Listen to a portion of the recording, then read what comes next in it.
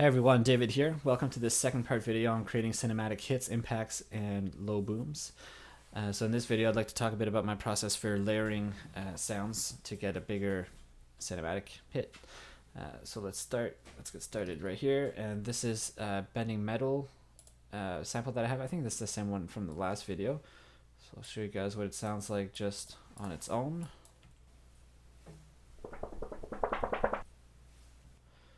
That's it. So what I did is I just processed that, put some gain on it just to increase the volume, and then it sounds like this.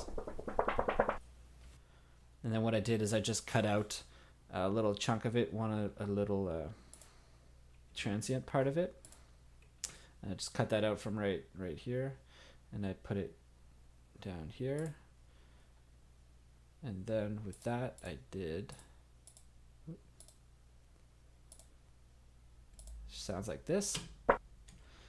And then what I did, I added some EQ, cut some lows, boosted some of the highs.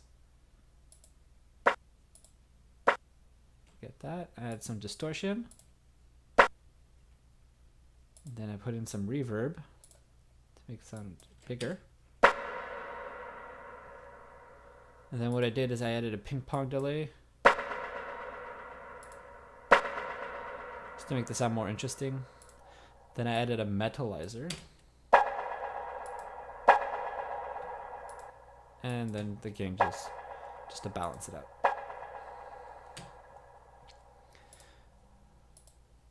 So that's that sound.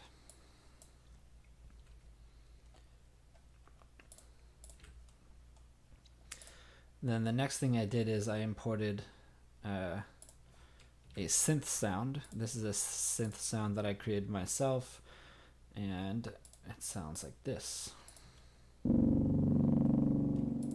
I'll do it without any effects or anything.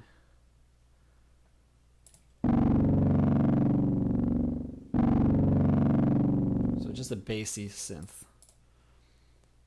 So together, sounds like this. So nothing too interesting just yet. Next thing I did is I imported a pink noise sound that I got online. You can probably just Google it and find something for free. I think that's what I did. So it's just regular pink noise. I added some gain and I put in some reverb on here to make it sound. Oh, actually, I'll put it stereo out. By itself, it sounds like this. And sorry, all I did was add some gain and some reverb. With that, it sounds like this. So the gain was just to balance it out with the rest. So if you listen now, all three together.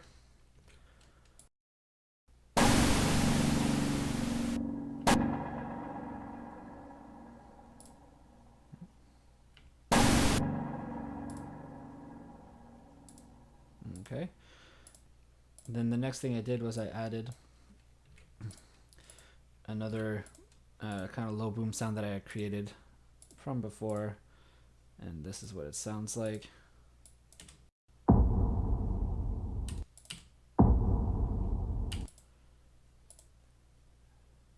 you go. Now if I put all three together, there you go. And what I did, if you guys have not caught what I'm doing up here, is I actually routed each of these four sounds into a separate group, which is right here, group 3. And what I did is I added some extra distortion on it, 2 extra distortion, and then I added kind of a reverb to kind of glue it all together. And this is what it sounds like. So if I do it without any of those effects, it would sound like this, which is good. And then with them on,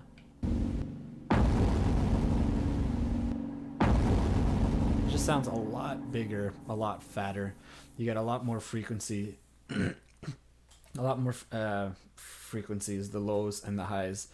And that's what I was trying to do, is with this low boom, I knew I was going to get a lot of low frequencies. With this new audio one here that I created, I was trying to get some higher frequencies to kind of balance it out and fill out the frequency spectrum. And yeah, so that's what I did. And that's basically it. Of course, this is very it's I guess basic, you could say, kind of way of layering files together. You could always add more effects, different effects, to make it more interesting. Have the tail be more interesting, getting louder or softer, adding more delay and things like that. So this is just kind of a basic idea of how to get started, just to help you guys out. And so yeah, I hope you guys enjoyed it. Let me know if you guys have any questions, any comments, if you have any further suggestions for future videos, and I'll see you guys in the next one.